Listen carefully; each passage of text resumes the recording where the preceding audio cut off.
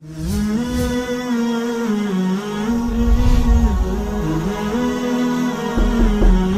वालेकुम everyone.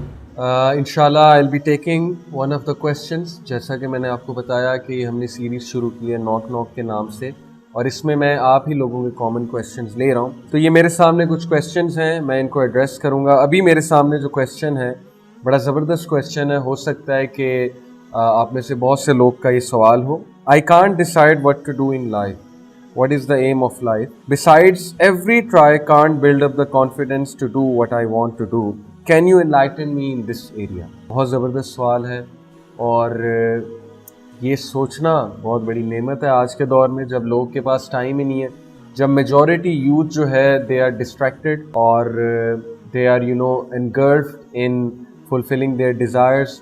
Once upon a time यही हालत हमारी भी थी, फिर अल्लाह सुब्हानहू व तआला ने हिदायत दी, समझ दी। ये अल्लाह की बहुत बड़ी नेमत है।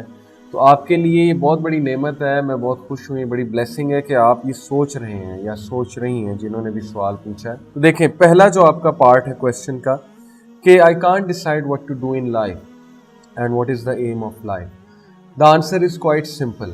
अल्लाह सुब्हानहू व तआला ने आदम अलैहिस्सलाम को जब दुनिया में भेजा था तो क्लियर कट इंस्ट्रक्शन देकर भेजी थी कि मैं अपनी तरफ से वही भेजूंगा, जो उसको फॉलो करेगा उसकी लाइफ आसान होगी, जो उसको फॉलो नहीं करेगा तो फिर उसकी लाइफ में मुश्किलात होंगी और कन्फ्यूजन्स होंगी। देखें, जब तक हम उस सोर्स की तरफ नहीं जाएंगे जो सोर्स हमारे क्रिएटर की तरफ से है, तो लाइफ में कन्फ्यूजन्स रहेंगी। और वो सोर्स क्या है? वो सोर्स है कुरान मजीद, और उसके बाद नबी सल्लल्लाहु अलैहि वसल्लम, उनकी सीरत और उनके अक़वाल जो हैं जिनको अहादीस कहा जाता है। तो ये दो हमारे लिए बेहतरीन सोर्स हैं टू नो अबाउट लाइफ। अब नेचर ऑफ लाइफ के बारे में अल्लाह सुब्हानहू व तआला ने कुरान मजीद में जिक्र किया है। जब हमें नेचर ऑफ लाइफ पता लग जाएगी, हमारी कन्फ्यूजन दूर हो जाएगी, हमारा माइंड सेट बिल्डअप हो जाएगा, और उसके बाद हम इस्लाम पर जब अमल करना शुरू करेंगे, this is how self fulfilment will be achieve. तो आपके लिए मशवरा ये है कि सबसे पहले आप कुरान मजीद को पढ़ना शुरू करें, यानी कि उसकी ट्रांसलेशन पढ़ना शुरू करें। जो चीज़ आपको ना समझ आए, किसी रिस्पेक्टेबल और किसी लर्नड स्कॉलर से या किसी दाई से आप जो है उसके सवालात करें और गो थ्रू करें कुरान से। आपको कुरान खुद ब खुद वो आंसर्स देना शुरू करेगा जो आपके आंसर्स हैं। अब एम ऑफ लाइफ की जहाँ तक बात है, तो कुरान ने क्लियरली इसको डिफाइन किया है कि life is a test, life is temporary, life of this world, और we have to strive in this life, we have to do toil and struggle in this life. कोई भी चीज़ आसानी से नहीं मिलेगी इस लाइफ में, और इसीलिए पूरा का पूरा मैकेनिज्म इस्लाम जो है वो अल्लाह ताला ने हमारे लिए भेज दिया। ये तो पहली बात हुई।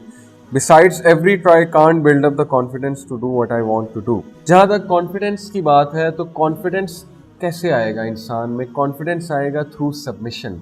ये मैंने अपनी एक वर्कशॉप में पूरा कॉन्सेप्ट समझाया था कि जितना हम नेक अमाल करेंगे उतना कॉन्फिडेंस आता जाएगा। उसकी वजह क्या है? उसकी वजह ये है कि कॉन्फिडेंस का ताल्लुक है रूह के साथ, सोल के साथ। सेल्फ एस्टीम का ताल्लुक रूह के साथ है, क्योंकि इंसान क्या है? Mind, body and soul.